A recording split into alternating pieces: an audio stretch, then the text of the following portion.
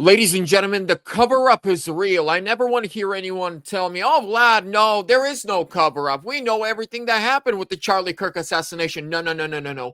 Our FBI, our CIA, DOJ is actively covering up what the hell happened, who assassinated Charlie Kirk. Even footage from the sheriff's department has been deleted. Do me a huge favor.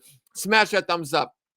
Subscribe, leave me a comment. Where are you tuning in from? Better yet, leave a comment that says for Charlie. Listen to this. While it's not clear if the video exists and was just handed over to another agency, in a response to me, Washington County shared with me they don't believe the video was shared with anyone involved in the case. So this is insane.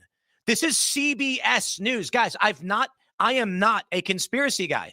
I have said outright over and over again, evidence suggests Occam's razor, Hanlon's razor, all of those things. Robinson, for every conspiracy where you think there's a big cover-up, I say Hanlon's razor. Incompetence makes more sense.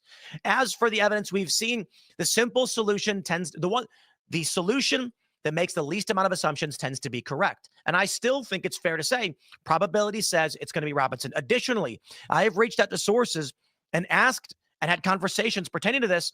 My understanding, as I've been told by different individuals, the evidence they have on Robinson is actually more substantial than the public realizes. By the way, what is he talking about? A CBS affiliate reported that the footage of Tyler Robinson entering the jail is missing. So when he turned himself in, when he came to the jail, supposedly his dad turned him in, it's missing from the sheriff's department. It's just gone. They're not going to release their whole case on this because it would allow the defense to know their strategy for prosecution.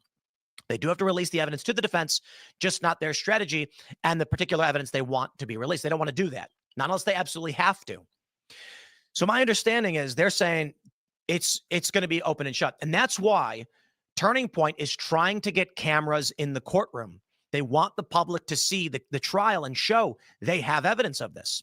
And that being said, it doesn't help when you get weird stories like this. They never sent the surveillance footage out, but it's not been retained. So they don't have footage of Robinson actually being brought in by the sheriff. Now, the question I have first and foremost is, I don't know what any of that means. You know, it's something that I find strange, but you could always just say incompetence. Fine. CBS publishing this story. Again, this is local investigative reporters saying something doesn't add up. Where is the evidence? Did they really delete the evidence of Robinson coming into the jail? Here's my 2 cents on this, and we're going to wrap this up. Candace Owens, everyone right now is like, she's crazy, she's gone mad, and all this other stuff. My question is, number one, where's the footage of Robinson turning himself in? It's missing. We know that for a fact. The sheriff themselves said it. It's missing. Number two, why is there a no talking to the press or, a gag order on over 3,000 people? Number three, why is it that even in trial, we're not going to see the killer's face? Tyler Robinson's face, we're only going to hear his voice through a monitor.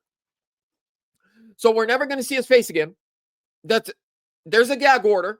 His family can't even speak to the media. No one's allowed to speak to the media. 3, now the footage of him turning himself in is missing. This doesn't make sense. I don't like it. Something's fishy. And you guys know I'm not a huge conspiracy dude. I'm not into QAnon or anything else really much. I'm a realist.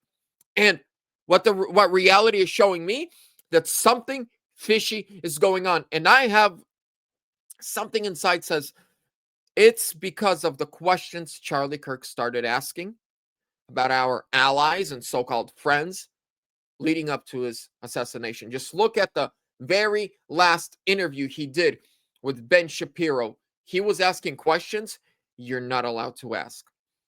Ladies and gentlemen, let me know what you guys think in the comments. This is all speculation right now about what could have happened, but we know for a fact footage is missing, gag orders, no cameras, nothing. All the public only gets to hear his voice. No cameras, no nothing.